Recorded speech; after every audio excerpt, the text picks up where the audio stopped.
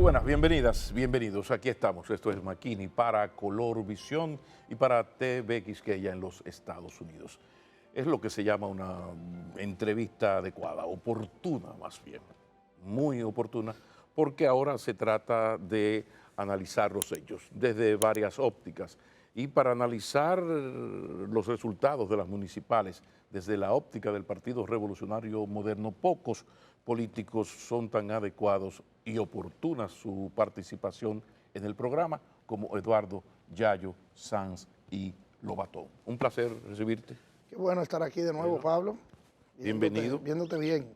Bueno, las razones, comencemos por ahí. O sea, ¿qué fue lo que ocurrió? ¿Qué lectura tú le das a estos resultados sorprendentes, incluso para los propios vencedores, para muchos de esos vencedores? ¿Qué pasó? Mira, Pablo, lo primero que yo quiero decirte es que los vencedores somos los dominicanos, la sociedad dominicana.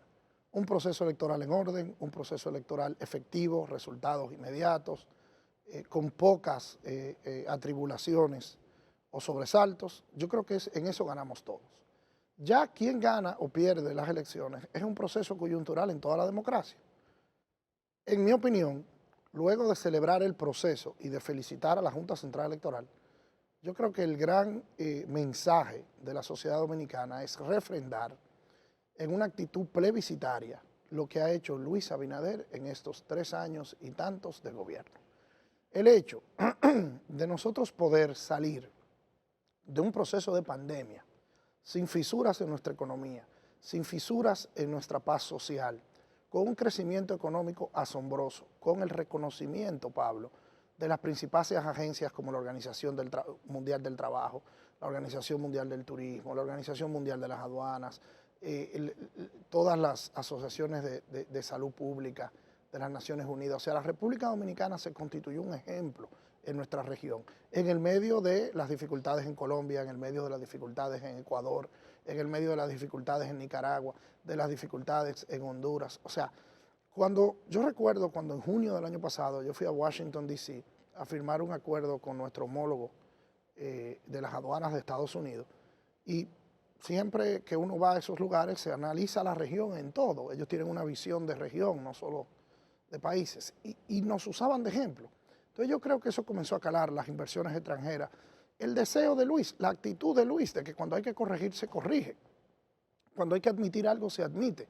Este esfuerzo hacia la transparencia, este esfuerzo hacia la independencia de los poderes, la sociedad dominicana ha entendido. O sea, por ejemplo, este esfuerzo que se ha hecho para el desarrollo del sur del país, tratando de crear otro pulmón económico, de que no sea solo la capital, Santiago, Punta Cana, Samaná, sino que tengamos otro pulmón económico en Pedernales. Entonces, a veces los políticos creen o creemos que somos el ombligo del mundo, Pablo. Y hay una sociedad que coge transporte público y que se monta en el teleférico. Y hay una sociedad que está viendo el monorriel de Santiago que se está terminando. Y hay una sociedad que ve las extensiones de la UAS que se están haciendo, que ven los hospitales que se están equipando, que reciben la asistencia social, ya sea en el subsidio al combustible, ya sea a través de los programas como Supérate, y ven y reciben eso sin que nadie le pregunte de qué partido es, sin que nadie lo adocene, sin que nadie lo invite a una marcha, sin que nadie... Entonces, poco a poco la sociedad dominicana dice, bueno, pero esta gente encabezada por Luis Abinader se está haciendo un esfuerzo, que se ven los resultados. ¿Que todos los problemas están resueltos? Claro que no. ¿Que todo es un jardín de rosas? Claro que no. Ahora bien, las elecciones muchas veces son una comparación de los ejercicios y de las propuestas. Mucha gente le da importancia a cosas del pasado, a la algarabía, al caravaneo, a los discursos políticos. Yo soy de los que creo que hay una sociedad que nos observa desde el punto de vista de estos cambios emocionales, de estos paradigmas, de lo que llaman algunos la sociedad de la posverdad, de esta dinámica de las redes sociales. Y eso hace cada vez a la gente que nos observa más informada, más clara.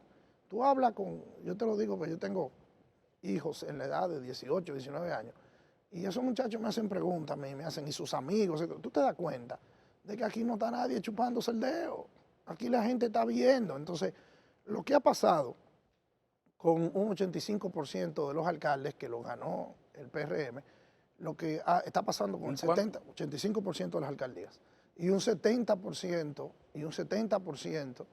de los distritos municipales. Pero es que el PRM, por ejemplo, tú te coges la mujer dominicana. ¿Qué participación le ofrecemos? Bueno, tú tienes a Carolina Mejía, pero tú tienes a Betty Jerónimo, pero tú tienes a Karina Aristi, en 3 de los municipios más poblados del país, encabezados por mujeres realizadas, que han hecho un trabajo, que se han superado de diferentes puntos de vista. Del mismo modo, tú tienes juventud, tú tienes un Kelvin Cruz que te saca casi un 80% en La Vega, tú tienes las mismas regidurías que ofrecimos. Yo veía jóvenes, por ejemplo, nosotros sacamos una regidora aquí en la María Isabel, en la circunscripción de la capital, que tiene 19 años y que sacó casi 9.000 votos. Entonces, tú tienes un Joselito en La Vega que sacó casi 6.000 votos y es un regidor de un extracto muy popular. Entonces, cuando tú ves, el PRM ha gobernado de una manera que la gente lo refrenda, aún criticándonos, aún señalando las cosas que podemos mejorar. Entonces ese mensaje es poderosísimo. Pero quizás hay que ir más abajo, profundizar más, porque hay un elemento que llama la atención. En todas las encuestas, las valoraciones en cuanto a la economía del país y el manejo de la economía del país son negativas. E incluso esta misma semana, en el Barómetro de las Américas, por primera vez en varios años, ya recuperó el tema, situación de la economía, el primer lugar por encima de los demás, incluido la inseguridad ciudadana, que es. Entonces, ¿cómo explicar? Incluso siempre se ha dicho que la reelección no pega con inflación.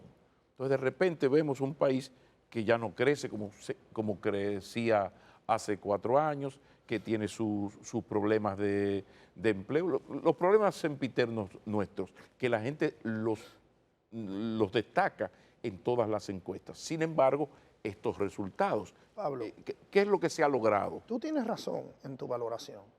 Definitivamente, yo dije en mi primera intervención contigo hoy que no es que es un jardín de rosas, no es que Luis Abinader... Pero los resultados sí son jardín de rosas, no es que Luis Abinader es un rey Mida, que todo lo que toca lo convierte en oro. Ahora, lo que sí la gente asimila es el esfuerzo en la dirección correcta y los resultados concretos.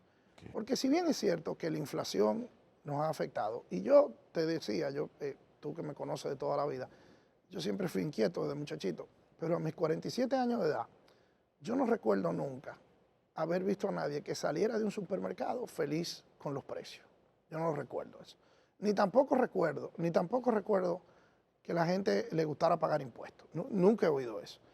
Entonces, definitivamente la inflación es una realidad que la gente comprende que Luis y que este gobierno, que su gabinete económico ha hecho un esfuerzo por enfrentar. Que no es que la inflación se disparó en República Dominicana. Hubo una inflación a nivel mundial donde los precios del petróleo fueron récord, los precios del maíz, los precios de la soya, los derivados del aceite. Entonces, ¿qué hizo Luis Abinader y el gobierno? Bueno, pasamos una ley de tasa cero, hicimos un esfuerzo. ¿Para qué? Para poder paliar los precios y la gente se da cuenta de eso. Porque ahora no es lo que diga Leonel Fernández, no es lo que diga Luis Abinader, no es lo que diga Abel Martínez, no es lo que diga Pablo, no es lo que diga Yayo. Es que la gente, a través de ese teléfono inteligente, a través de 8.000 canales de televisión, a través de cualquier página de internet, sabe lo que está pasando en Rusia, en Ucrania, sabe lo que está pasando en Minnesota. Entonces hay un contexto y la gente dice, bueno, esto está difícil, pero este hombre está trabajando para que esté menos difícil. Entonces, al mismo tiempo, récord en trabajo en la zona franca, récord en la recuperación del turismo, récord en los índices de comercio exterior. Por ejemplo, yo me sentí muy satisfecho porque en Davos, que nos representó la vicepresidenta Raquel Peña, el Foro Económico Mundial, la República Dominicana fue uno de los países que más avanzó en términos de comercio exterior por el avance que ha tenido el país en términos logísticos, que es un trabajo que nosotros hacemos en aduana. Entonces, tú te pones a ver y la gente va viendo este pedazo aquí, este pedazo aquí. Pero, por ejemplo, nunca había habido los aumentos salariales que se han producido en el gobierno de Luis Abinader. Las negociaciones sin sobresaltos, sin huelgas, sin discusiones. Los empresarios, los sindicatos, hemos trabajado en casi 3 aumentos salariales, pero no aumentos salariales poca cosa, un aumento salarial significativo que también ataca la inflación, Pablo. Entonces, que los problemas existen, claro que sí, que la inseguridad es una realidad, pero la inseguridad es una realidad. Ahora bien, ¿Qué gobierno en las últimas décadas había asumido con tanta firmeza una reforma policial? Había respetado la ley orgánica. Ya nosotros vamos por 3 directores de la policía, respetando la ley orgánica. Estamos haciendo inversiones en seguridad que nadie había hecho. Este país tenía más de 20 años que no compraba un helicóptero, que no compraba un equipo de guerra. Entonces tú te pones a ver el vecino país, lo que hemos tenido que lidiar con nuestros vecinos, la construcción del muro fronterizo, la revalorización de nuestra zona fronteriza, con inversiones como se hace en Pedernales, pero al mismo tiempo con inversiones en seguridad. Entonces, tú eres un dominicano que está preocupado por lo que pasa en el vecino país, pero tú ves este hombre que va a la frontera, que invierte en la frontera, que compra equipos de seguridad, que dialoga, que lleva el tema a las Naciones Unidas, que lleva el tema a la Casa Blanca, que lleva el tema a Europa y que pone en conciencia del mundo la realidad de que el país está dispuesto a colaborar, pero no a echarse encima las calamidades de nuestros vecinos. Entonces, la gente, Pablo, no es que nosotros podemos presentarnos aquí como que somos perfectos o como que no. Esto hay que hacerlo con muchísima humildad y la verdad sea dicha, Pablo, nos hemos equivocado muchísimo y nos vamos a seguir equivocando porque el ejercicio de gobernar no es un ejercicio de perfección. Ahora, lo que creo que nadie le escatima a Luis Abinader, ni siquiera a sus más enconados adversarios, es el hecho de que Luis trabaja de una manera incansable y tiene las intenciones para lograr que este país dé el salto hacia economía de primer mundo. Bueno, Yayo, se cuenta que un coronel le dijo al general Bolívar, mire, generalísimo, usted nos dio la libertad, díganos ahora qué carajo vamos a hacer con ella. El PRM quería poder, quería ganar las elecciones, ha barrido. Después de la pausa vamos a hablar de qué va a hacer el gobierno y el PRM con este triunfo, porque estoy pensando en aquel PLD que en el 2006 tiñó de morado el mapa político nacional y a partir de ahí comenzó a morir de éxitos. Después de la pausa.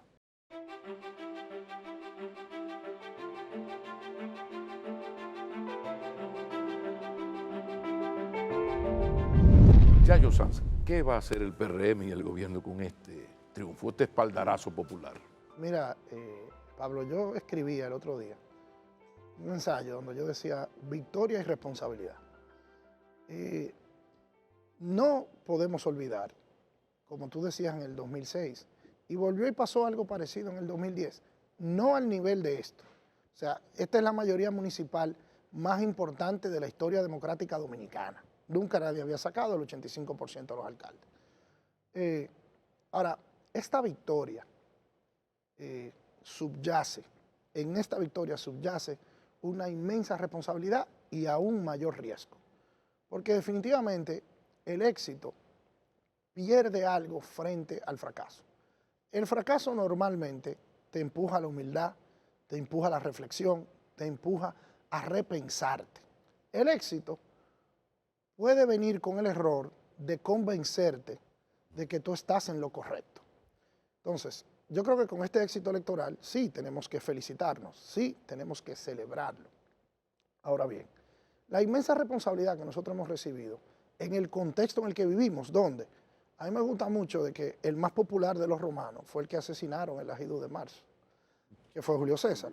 Hay que recordar también que Winston Churchill gana la Segunda Guerra Mundial, Pablo, y el año siguiente pierde las elecciones del Partido Laborista Británico. La popularidad siempre ha sido mutable. O sea, las historias están llenas. Peña Gómez salvaba al país de una crisis electoral y quizás de una crisis de muertos, de sangre, una guerra civil, en el 94. Y 2 años después Leonel Fernández le ganaba las elecciones. O sea, la popularidad, lo único claro sobre la popularidad es que no es constante. Entonces, el PRM, nosotros, los líderes del PRM, tenemos la inmensa responsabilidad de actuar con una profunda humildad, de no dejar de aprender, de no dejar de corregirnos y de mantener una unidad de propósito. Si tú ves que ha destruido las coaliciones de gobierno en todas las democracias del mundo, siempre es los problemas por ambiciones, por vanidades, por competencia. Egos. Egos. El mismo Partido de la Liberación Dominicana nos da un ejemplo en ese sentido. Entonces, yo creo que el PRM tiene que trabajar para mantener una unidad de propósito agarrado del principio de las transparencias, del principio de la independencia de los poderes, del principio de las realizaciones, del principio de la creación de empleo, del principio de la igualdad de oportunidades. O sea, agarrarnos a eso, más allá de Pero quiénes eso son los ejecutores. Sí, pero eso es desde el gobierno. Ahora, desde el PRM hay un concepto importante y que los partidos, casi todos, se han descuidado, que es el asunto de formar. El PLD fue la excepción por aquellos círculos de estudios bochistas. Formar a su equipo. El PLD, el PRM tiene unos dirigentes muy bien formados, con un gran discurso. Tú eres un buen ejemplo de eso. Otros se han superado a sí mismos, que uno se sorprende cuando los entrevista, o sea, uno ve la mejoría. Sí, pero hay una dirigencia media, una base que está atrapada en la cultura política que no tiene partido, que es general, la del clientelismo, dame lo mío. ¿Qué van a hacer ustedes a través de la formación para cambiar esa contradicción que existe en lo que ustedes como partido quieren lograr para el país y que tiene que ver con superar esa cultura política perversa común a todos, ¿no? A la hora de la verdad y ganar elecciones? Mira, el mismo presidente Abinader, el otro día en una conversación que tuvimos después de ganadas las elecciones, nos ponía un ejemplo a un grupo que estábamos conversando con él, de que las candidaturas que más avanzadas habían sido, que más habían sorprendido, eran las candidaturas más innovadoras, las candidaturas que no necesariamente se acercaban al aparato político del partido. Y en eso subyace una gran lección. El que esté creyendo que la política es el centro de los acontecimientos está equivocado. La mejor campaña es una buena gestión desde las instituciones que todos participamos, trabajamos o ocupamos. Cuando tú vas a un barrio, tú vas a Gualey, tú vas a Guachupita, tú vas a Cienfuegos en Santiago, tú vas a cualquier parte. El clientelismo cada vez es más irrelevante porque la sociedad cada vez más se empodera. Entonces, yo creo y soy muy optimista en que en el PRM tenemos una forma de aprender y de corregirnos. Y ahí está nuestra breve historia. Nosotros salimos, y yo recuerdo, Pablo, mira, ahora la gente cuando yo se lo cuento me dice increíble, la gente se reía de nosotros. Cuando en el año 2014, 2015, nosotros salimos con este propósito que era PRM, que ya tiene 9 años, y íbamos a los sitios y no teníamos locales, teníamos que hacer un serrucho para alquilar sillas. Y era muy difícil. Y en apenas 5 años ganamos el poder. Y en apenas 9 tenemos 85% de los alcaldes. Entonces, sí, hay que administrar ese éxito. Hay una frase que decía que el éxito es un gran narcótico. Hay que tener un profundo cuidado con creernos la película, como dice uno de mis hijos, creernos la movie, de que todo está bien. No, no es así. Porque en cada éxito están las razones de tu posible fracaso. Ahora, lo que sí está claro es que nuestra estructura política, nuestra organización ha encontrado una manera de traducirse a la sociedad, de penetrarse con la sociedad, de darle oportunidades a jóvenes, de darle oportunidades a mujeres, de darle oportunidades a sectores marginados. Durante un tiempo aquí hubo una narrativa que yo decía, wow, pero qué narrativa más extraña, que eran que si los popis, que si esto, que si la extracción social. Y yo decía, wow, pero qué pena que esos que arguyen eso no conocen la realidad de Alfredo Pacheco, o la realidad de Jesús Chubasque, o la realidad de nuestros candidatos en todo el país. O sea, el PRM es realmente un partido integrado con la sociedad dominicana. Y esa es nuestra fortaleza. Tú le has dado al clavo. Si no hacemos un esfuerzo por formación, por traducir a todos los niveles de nuestra estructura política ese criterio de que no es con la caravana, que no es con la dádiva, que no es con el clientelismo, que no es solo con el empleo en el gobierno, que no es solo con la ayuda que te pueda dar el Estado, sino que un partido político tiene que ser aspiracional, tiene que ser un tema donde tú vayas para prepararte mejor, para vivir mejor, para trabajar mejor, para relacionarte mejor. Pero los planes para hacer eso, la Escuela de Formación del PRM Pero- está funcionando. El PRM no tiene un funglode como tienen los PLD y ahora tiene la Fuerza del Pueblo, que es un think tank y unas relaciones internacionales. Es como nos decían que nosotros éramos un partido como yo te decía, de Popi. Y ahí están, y ve a ver quién sacó más votos en Gualey, ve a ver quién sacó más votos en Guachupita, ve a ver quién sacó más votos en todas partes. Porque la actividad intelectual del PRM es vigorosa. Nosotros tenemos peñas, o sea, no círculos de estudio, pero tenemos espectros de formación, tenemos acuerdos con fundaciones internacionales. Eso se está haciendo. Pero con en las bases del partido. Pero tú no y te imaginas. se reúnen y Oye, tú vas y conversas esa cosa que uno mira, conversa fuera del aire, de la cultura política. Yo participo de un club de lectura. Ajá. Y tenemos un grupo de compañeros. Y ahí tenemos discusiones que en la calle El Conde en su mejor momento no se tenían. Entonces, en la cafetera. Sí, al final, la gente tiende a subestimar en lo que no profundiza. Y yo te puedo decir a ti que en el PRM habemos un grupo de mujeres y hombres que estamos conscientes de lo que pesa sobre nuestros hombros en cuanto a la democracia dominicana, inclusive por el deterioro en el que están inmersos nuestros adversarios, cosa de la cual yo no me alegro. Tú coges todas las democracias del mundo y las estables tienen partidos políticos fuertes, vigorosos, que compiten entre sí. Y por eso yo, que siempre trato de tender puentes y que no creo que todos los PLDistas o que todos los miembros de la Fuerza del Pueblo o de cualquier partido del PRD, no creo que ellos están todos equivocados, que son todos, no. Hay gente buena, gente patriota, gente que quiere trabajar por su país y que lo hace desde esas esferas. Yo creo que en la conciliación, en el optimismo, es que está los futuros de los países. Ahora nos toca al PRM gobernar, nos tocó al PRM ganar.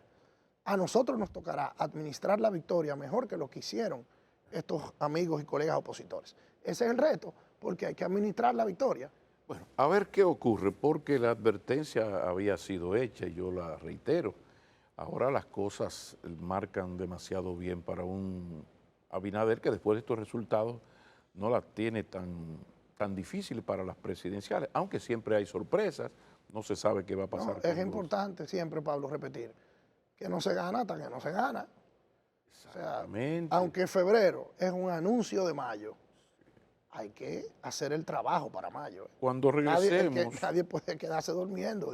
Yo te tengo una pregunta dura porque yo sé que tú eres de la cercanía y la confianza del presidente Abinader. Y entonces ya comienza a circular el tema.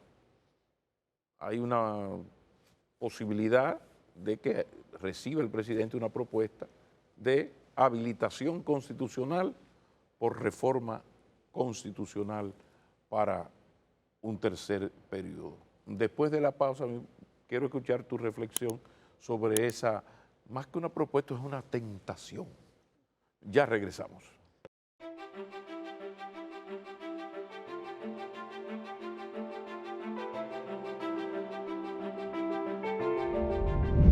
Un amigo tuyo escribió que una mujer bella, que es además inteligente, es una tentación inapelable.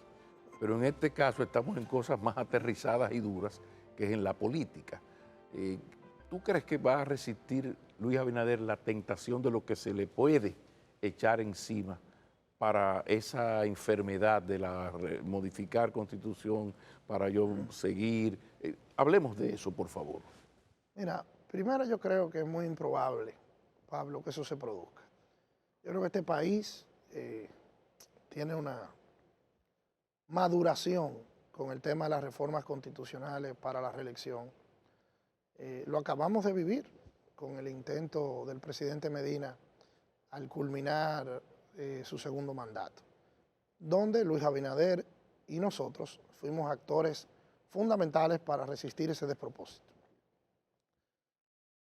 La verdad es que, primero, que es muy improbable que ese escenario se presente, y segundo, yo estoy convencido de que Luis Abinader tiene va a resistir la tentación. No, tiene un criterio claro de lo que es el ejercicio del Estado, de lo que es su concepción de su valor en la historia dominicana, de lo que es su legado, de lo que él quiere producir y procrear.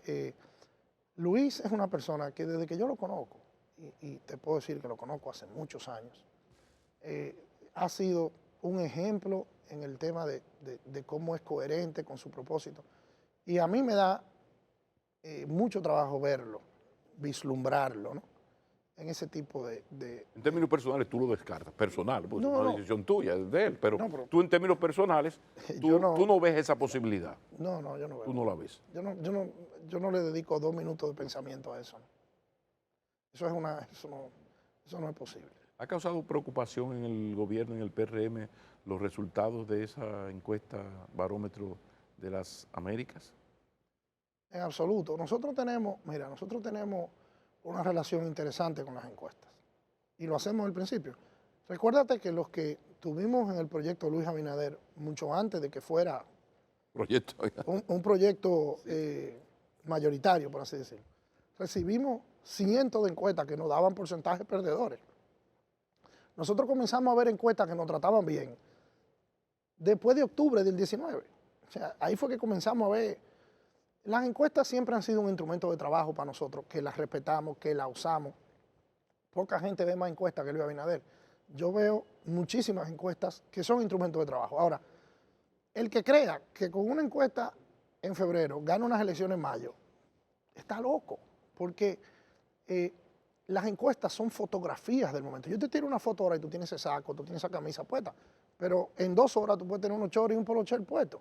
Esa es una encuesta. Entonces, las encuestas son instrumentos de trabajo, pero ni uno debe volverse loco de simpatía porque te den arriba, ni tampoco descorazonarte porque te dé abajo.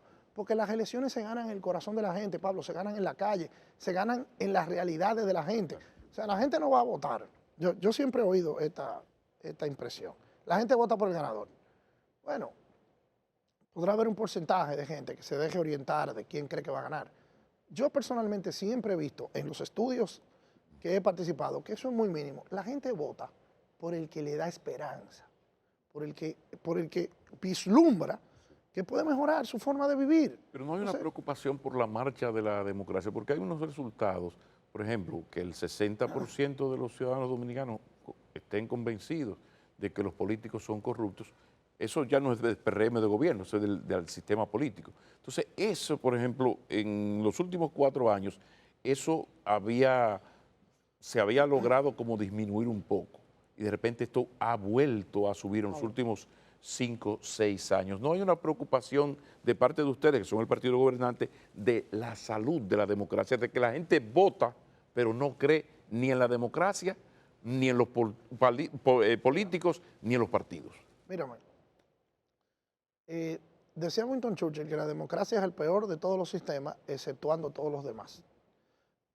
La democracia tiene muchísimas dificultades, y mucho más en esta era instantánea de tanta información siendo bombardeada en todos los espectros donde nos movemos.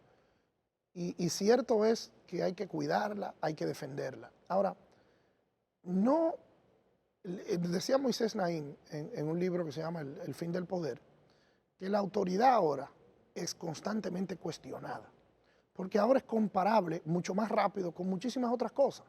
O sea, tú viviendo en Santiago de los Caballeros, puedes comparar tu casa con una calle en los Hamptons, en Nueva York, a través del internet. O sea, hace 15, 20 años eso no era posible. Entonces, definitivamente, esa guerra con la autoridad es normal de sociedades en desarrollo, es normal de sociedades que tienen mejores aspiraciones. Ahora, no tenemos sustituto todavía al ejercicio del voto. Y honestamente, yo no creo que ni debiéramos buscarlo. El voto sigue siendo el mecanismo más fidedigno de la gente hacerse representar. Entonces, nosotros vemos ahora en esta participación electoral, donde hubo una abstención después de que tú haces el análisis con los dominicanos del exterior, que no pueden votar por municipalidades.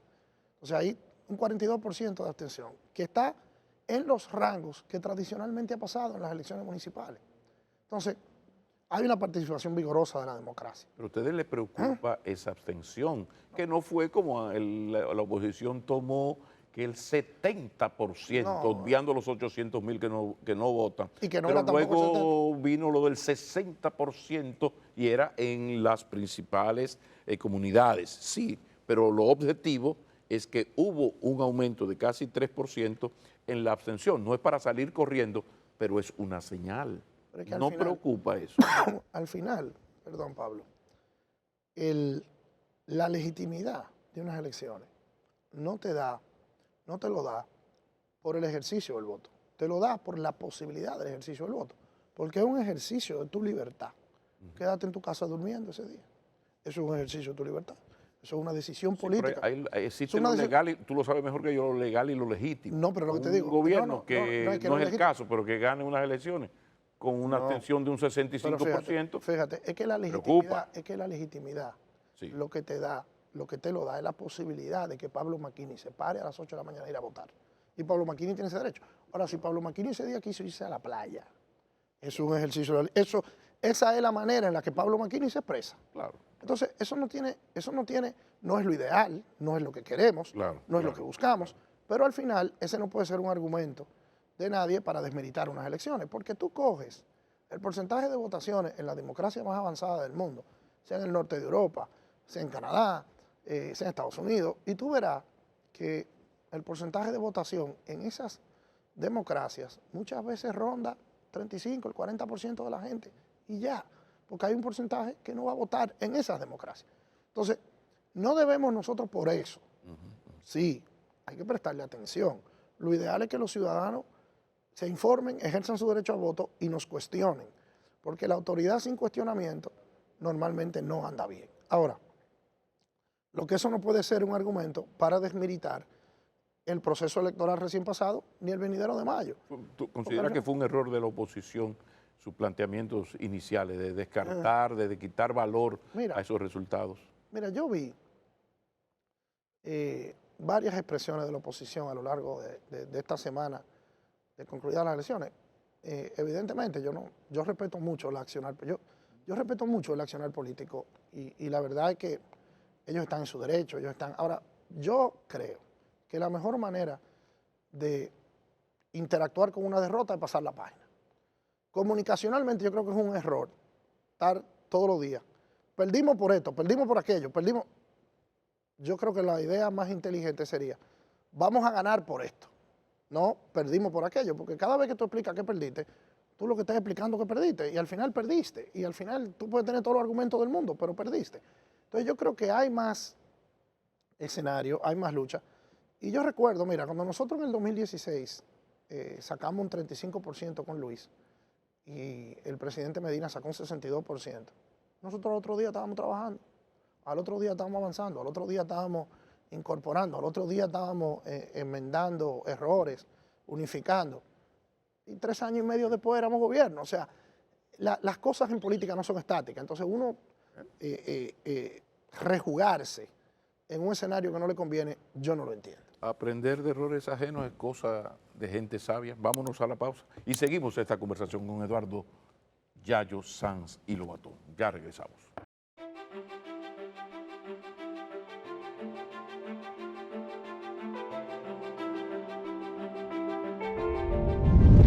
Ocurre frecuentemente, en verdad ocurre siempre que es nuestro invitado, que uno comienza a hablar con el dirigente político y el dirigente político se traga al funcionario público y no es justo, porque el PRM, la política está por ahí, sí, pero hay algo que nos une a todos y es nuestro interés en que la Dirección General de Aduanas marche bien, porque junto con impuestos internos ahí están los chelitos, los minoplis.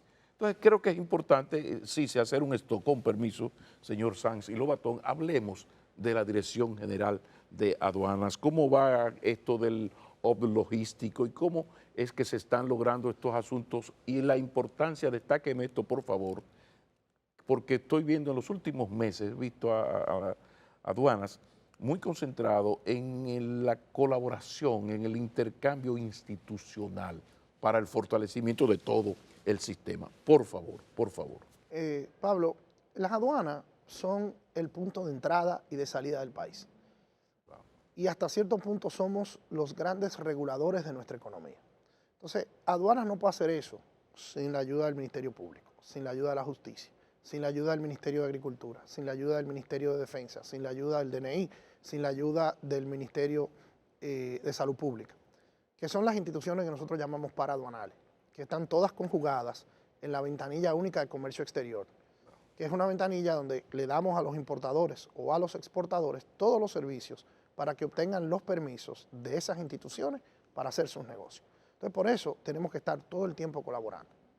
Hemos podido empujar un proceso de burocracia cero que nos ha llevado, por ejemplo, cuando nosotros llegamos a aduana, el promedio de despacho era 9 días, hoy son 2 días, promedio de despacho de todos los furgones.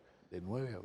Cuando nosotros llegamos a la Dirección General de Aduana, era visto por rayos X, que evidentemente agilizan muchísimo el comercio y nos dan muchísima seguridad, el 40% de la mercancía. Hoy nos ven por rayos X el 90% de la mercancía, por la colaboración pública-privada, por la inversión en tecnología que hemos hecho. Y eso a su vez nos ha llevado a la creación de lo que es el gabinete logístico, que es una creación del gobierno de Abinader, incorporando una serie de instituciones para hacer de la logística el próximo gran pulmón económico del país. Tú recordarás que nosotros nos desarrollamos con la economía de los dulces, el azúcar, el café, el cacao. El postre, la economía del postre. Exacto. Después vino la capacidad industrial que en la era de Trujillo y en la etapa post-trujillista desarrollamos una gran capacidad con industrias de productores de aceite, de productores de cárnicos y aquella historia industrial dominicana que también fue un ejemplo en la región. Y finalmente la migración dominicana hacia los Estados Unidos y Europa nos produjo un gran insumo de remesas que también es otro motor de la economía dominicana. Y finalmente la industria turística, que en los últimos 25 o 30 años ha explotado. Claro. Entonces, este desarrollo económico en esos renglones todavía nos da una economía en subdesarrollo, todavía no es suficiente. Aunque hemos crecido el Producto Interno Bruto de manera sostenida los últimos 40 años, aunque nunca como en el 2021, que crecimos un 13%, tenemos que ese crecimiento económico todavía no tiene con índices importantes de pobreza, con índices importantes de falta de oportunidad. Entonces, el gobierno de Abinader ha querido crear otros renglones económicos, siguiendo apoyando esto. Entonces, la logística es uno de ellos, que fue el camino que usó Singapur, que fue el camino que usó Taiwán, que fue el camino que usó Australia, que fue el camino que... Porque a través de la logística que usó Dubái, a través de la logística, a través del comercio, trayendo las mercancías del mundo, a que, por ejemplo, tú estás en Colombia, tú estás en Ecuador, tú quieres vender en Francia, tú quieres vender en España, tú pasas por República Dominicana porque tenemos más conectividad aérea, con nuestros aeropuertos tienen más conectividad con Europa que los de Brasil, que los de Argentina. Oye, qué dato muy increíble. Entonces, el comercio hace 100 años era todo por barco. Entonces, el canal de Panamá reinaba porque era todo por barco. El comercio hoy, cada vez más, cuando alguien compra un polochero o compra unos zapatos por internet, quiere que le llegue al otro día. Los barcos no duran 3 días en llegar, tiene que llegar por avión. Entonces el comercio comienza a avanzar hacia esa área ya de manera determinante. ¿Cuánto hemos avanzado en lograr convertirnos en el hub logístico del Caribe? El antes ahora, y el después, ¿cómo vamos? Ahora mismo lo somos. Sí. Cuando nosotros llegamos había 4 centros logísticos en el país, hoy hay cerca de 15 centros logísticos. Tenemos la readecuación de grandes empresas que han venido aquí a poner su centro de distribución. El crecimiento de Zona Franca, que es el más alto de toda la región, tiene que ver con la posibilidad logística del país, con su capacidad exportadora, con la preparación de su mano de obra. O sea, lo que nosotros hemos hecho en el turismo, lo podemos catalizar en la logística, porque nosotros tenemos, por el turismo, un personal que habla idiomas, que trabaja de manera en la cultura del servicio, tenemos aeropuertos, tenemos carreteras manejadas. Entonces, en el gobierno del presidente Abinader hemos desarrollado la infraestructura logística, lo que estamos haciendo en Manzanillo, lo que estamos haciendo en Pedernales, con nuevos puertos turísticos y también de carga, lo que estamos haciendo ahora con un aeropuerto que vamos a inaugurar en el sur del país, lo que estamos haciendo con los centros de cargas nuevos en el aeropuerto de Punta Cana, en el aeropuerto de las Américas y en el aeropuerto del Cibao. Antes, aquí solo se despachaba comercio por internet desde las Américas, ya se hace desde Punta Cana y se hace desde el Cibao. O sea, el país ha generado un esfuerzo logístico para ponernos, y ya somos reconocidos como el país de la logística en la región. ¿Y cómo se logra eso siendo al mismo tiempo un dirigente político fundamental en el partido de gobierno? O sea, ¿cómo tú has podido actuar como funcionario, pero al mismo tiempo sin descuidar tu carrera política, que uno siempre la ha seguido y ha visto cómo el producto Yayo Sanz Lobatón ha ido creciendo. Entonces, ¿cómo ha sido este desafío? Porque son dos vainas, o sea, tú sabes lo que significa ser funcionario público, al mismo tiempo de una zona de tanto poder como las aduanas. ¿Cómo se ha manejado eso? Mira,